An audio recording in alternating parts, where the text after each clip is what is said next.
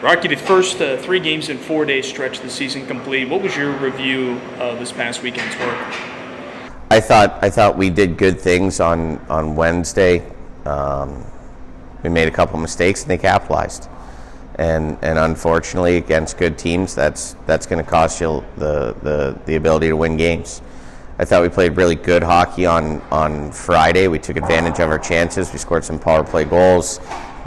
Special teams was good. Shorthanded goal. Compete level was really good. And then Saturday, I thought we did good things, but we didn't get to the net enough. And we had the exact same problem against them last time. They're playing a man-on-man D zone, and that's a battle of will and your willingness to win races and win pucks, and they had more will than we did on Saturday. Felt like last Wednesday's game, despite the loss, had the chance to really be a turning point, and sure proved to be with Friday's victory. What stood out from you now, looking in retrospect, last Wednesday that you guys carried into last Friday? We gave up 2 goals quickly, and we didn't fold. You know, early in this stretch where we've been struggling, you would have seen the guys really start to fold there, but we didn't. We stayed the course and we worked and we were able to fight back, and I think that was a really big step for this group. And at the end of the day, a look towards moving forward. How great was it to see Keaton Peters break out last week with the 4 goals? I mean, I'm glad that he did. He needs to continue that up moving forward, and he's a guy that we knew we needed to rely on to score goals this year. It's that simple, and he was the catalyst on Friday, and for us that's something that we hope can continue. Ryan Spinelli played his first 3 games with the Stars. What did he bring to this group? Sure looked like he was a big impact.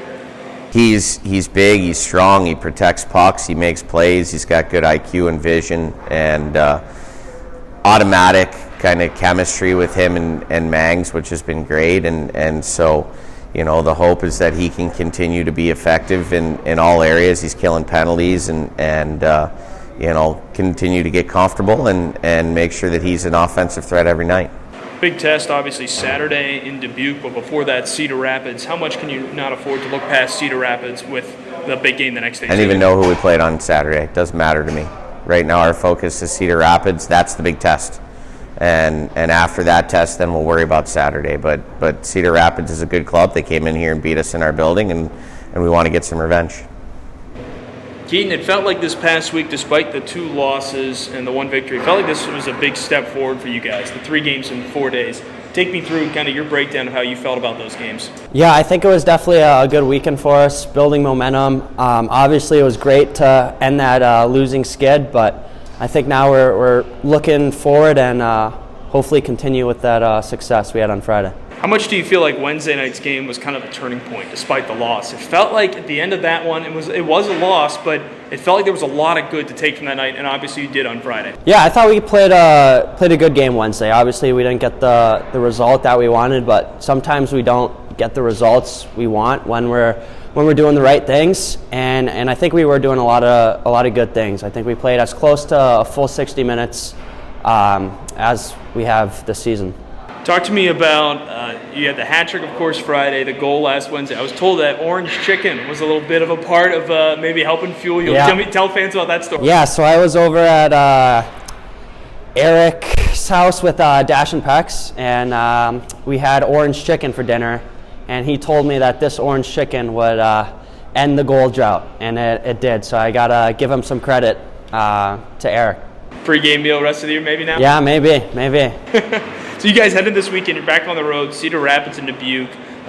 Is the focus right now just on Cedar Rapids? Because everyone, I think, is looking ahead to that Dubuque game in a lot of ways, but 2 tough opponents in a lot of ways. Yeah, definitely 2 teams we don't get to see a lot, so it'll be a fun challenge against them. Obviously, we're focused on Cedar Rapids right now, with them being the first game, but also looking forward to Dubuque, too. What's that like going against a former teammate? You've done that already with Cedar Rapids and facing Jack Larrigan. You'll do that again this weekend. What's that like for you as going against guys you've skated with before? I'm sure at this point you're used to kind of doing it. Right. Yeah, I think you get to know a lot of the guys in the league. So I feel like almost every game you're playing against someone that you're pretty good buddies with. But once the whistle blows and the puck drops, no one's your friend out there. Let's talk about the penalty kill. You got that shorthanded goal the other day. You guys have kind of had your ups and downs with it over the course of the season. What did you feel like improved? Because you were able to have a perfect showing on Saturday, and then, of course, the shorthanded goal, too, over the weekend. Right. I think our kill has been good, really, really good at some points, and not so good at some points. Losing Dash to an injury kind of, I don't know, he's a really good killer for us, so it kind of was a little bit of a setback, but obviously there's other guys that can fill in that role and be able to kill penalties. Yeah.